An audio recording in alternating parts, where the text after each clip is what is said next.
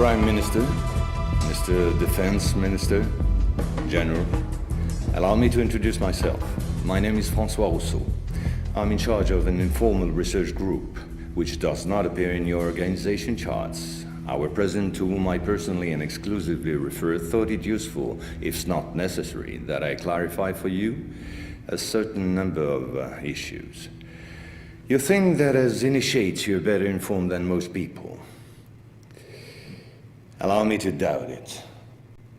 At this very moment, things are taking place. They are somehow serious enough for the informations and documents that I kept for you be revealed to you now. In a word, a manipulative operation unparalleled to this day on a planetary scale is being implemented and will be the final subject of my talk. As regards our era, everything in reality started just before World War II. Hitler had broken certain taboos, such as taking recourse to occultism and secret societies. The Ahnenerbe, a Nazi organization assigned with, among other things, archaeological and anthropological research, found this during an expedition to Afghanistan. This flying object is called Vimana, or Astra, by the Hindus. Moreover, during exploration of the subsoil by the Russians and Chinese in 1927, traces of a very ancient nuclear explosion were detected. Certain sedimentary layers had been atomically vitrified 50,000 years ago. The very same phenomenon can be observed around today's nuclear test sites. One must understand that Hitler, thanks to these discoveries, which he took highly seriously, was going to open a Pandora's box which no government, whether friend or enemy, wished to close afterward. Behind tragic history, which we all know, lies a theory based on the existence of full moons associated with the four geological cycle. According to Hans Erbiger, founder of the world ice theory, the Earth had undergone 4 semi-global extinctions of life due to the fall of one of these moons. Effectively, as one goes along, the satellite moved closer, gravity changed and triggered some deep mutation of the genetic standard, thereby creating a race of highly intelligent giants measuring approximately between 10 to 13 feet tall. Several tens of thousands of years later, the moon crashed, the impact causing a serious rise in sea levels and a nuclear-like global winter. This race of giants was to disappear due to a terrestrial gravity which had grown too powerful and incapacitating for their unusual size. Hitler was initiated to these doctrines, and contacts with Tibet in particular were frequent. The Nazis sought contact with the survivors of ancient civilizations, holders of ancient technologies like the previously described Vimanas. One of these civilizations spread out over the entire planet more than 600 pyramids made of stone, earth, and even iron. These pyramids are almost all pointed in the same direction, all have the same proportion as number pi, and all situated in magnetotelluric nodes. The oldest are in Asia. 2 of them are submerged, one south of Japan at Okinawa, another south of Cuba. These 2 were built about 12,000 years ago. I began by this more archaeological reminder for this reason. Our civilization is the 4th of the cycle which I described previously. Yes, I know that might well hurt our pride. We're neither the first nor the last. One must understand that the study and understanding of several recovered prototypes were the absolute priority to ensure Nazis' domination over the skies. The Allies, in parallel, focused on mastering atom and creating the first nuclear bombs. These secret bases were the center of all research supervised by the Nazis. In one of these bases worked Victor Schauberger, father of the Nazis' UFOs. Schauberger headed the Real Society in charge of anti-gravitational research. He died in 1958 in Texas, while working under protection of the United States on the improvement of his own flying saucers, which have since become American. You will quickly understand that 70% of unexplained aerial phenomena are human in origin and in no way extraterrestrial. Once World War II was over and Nazi technology had been systematically plundered by both Americans and Russians, the first challenge was to carry on and even complete the Nazis' research in great secrecy. The program, called Project Rainbow, especially known for the Philadelphia experiment, was the immediate proof. Mathematician von Neumann, who collaborated with Albert Einstein and Nikola Tesla on behalf of the Navy, succeeded in accidentally teleporting a Cannon-class destroyer escort, the USS Eldridge. These photos, supplied by Morris K. Jessup before his suspicious death, are rare testimonies for this unique experiment. In the same time, the first Indo-Aryan technology prototype trials did not go by unnoticed. The military had come up with a more efficient parade than secrecy. At about the same period, Kenneth Arnold, US Air Force pilot and CIA agent, launched the greatest operation in manipulation ever concerning the existence of UFOs. Making people believe they didn't exist was not the right solution and clearly insufficient. Discrediting enemies and frightening the population by systematic misinformation proved far more efficient. UFOs and parahuman belong henceforth to the movies, television, and collective paranoia, and not to the realm of scientists, as it should have been the case. In May 1947, the American Secret Services discovered the existence of an ancient terrestrial UFO secretly recovered by the Russians, which had crashed into the Altai Mountains along their border with Mongolia. Tension between the two blocs immediately rose a serious notch.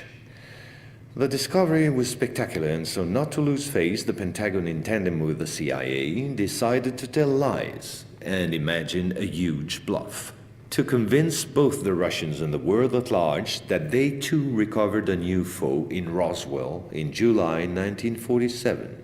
Of course, it wasn't true, but the bluff worked all the same. In February 1949, just after the so-called Roswell incident, an UFO was photographed and filmed in Antarctica. It was the first photo of this type of a cigar-shaped object. Other appearances were then to follow in one another by cyclic waves. At the same moment, the Apollo program, headed by Werner von Braun, was in full swing, and Dr. Braun in no way favorably welcomed the demand for paranormal experiments, which nevertheless took place during certain Apollo missions. This is the last known experiment on psychic and telepathic amplification, as well as detection of psytron particles emitted by the Yogi towards the Apollo capsule. But these tests were all eclipsed by the systematic appearance of unidentified objects around orbital flights and the discovery of traces of civilization on the moon.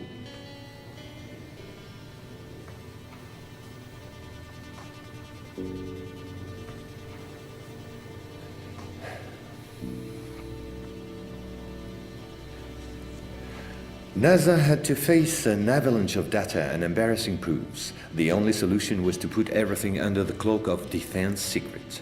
In 1971, the Jason Directive set up a special retouching service whose purpose was to erase all signs of civilizations or ruins on the moon, especially in those photos intended for the general public and the press. In June 1965 has appeared this in a satellite report in the area of Deception Islands, south of Argentina.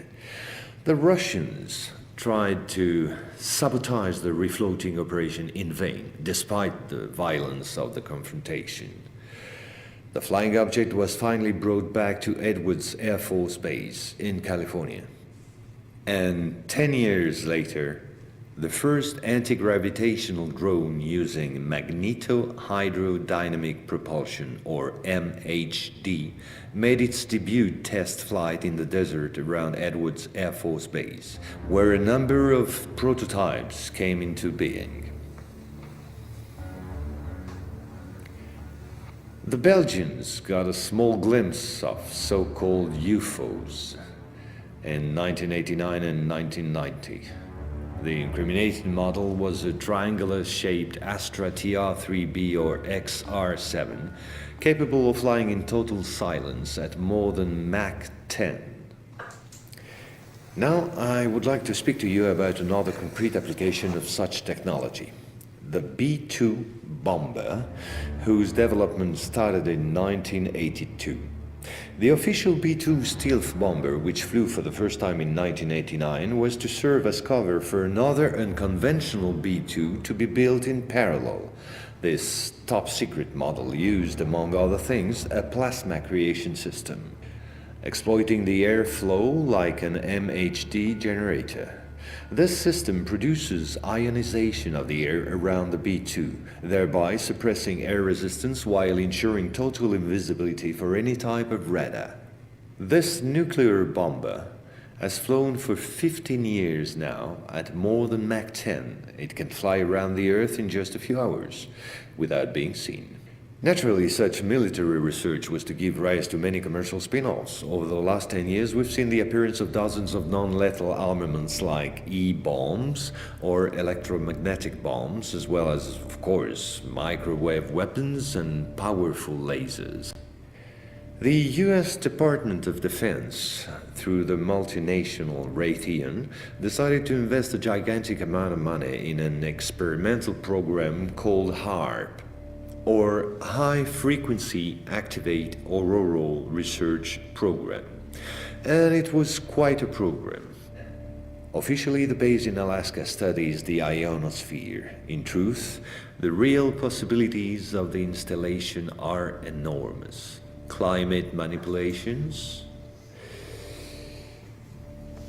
deep detection of underground base or deposits, silent and remote destruction of any object, and most important of all, manipulation of human behavior. So in 1996, a Russian satellite discovered in Antarctica the almost intact wreck of an immense spacecraft, revealed by the melting of the glaciers. The ice samplings indicated a crash date some 24,000 years ago. At the same moment, a volcanic eruption on the Deception Islands, the same islands as before, forced the Russian to request help from the United States, given the urgency and importance of recovery of the vessel. In the end, they suddenly dropped it all and evacuated the zone in panic. The device was finally destroyed by the Russians, extremely upset by the situation, which was no longer working to their advantage. No country will have such opportunity again. And this foolish action, as bad losers on the part of the Russians, was only to reinforce the position of the Americans as regards extraterrestrials. If this account seemed somewhat long despite my efforts to simplify, it was absolutely necessary to get to the subject I mentioned previously. The plot known as the Orion Conspiracy. Our research group is convinced that UFOs constructed by the Americans or the Russians will be used to support an hoax attack on the Earth of extraterrestrial origin. The media taking care of the rest, of course. The reason? Once the threat of international terrorism has dissipated, the war economies of the major powers, with the United States at the head of the pack, will need a new enemy in order to still prosper. War on Earth will be replaced by space war against an enemy from beyond. So then, gentlemen, I thank you. A complete report will be handed to you at the exit. As for me, I'll see you again soon for a second update on a quite different subject. Gentlemen.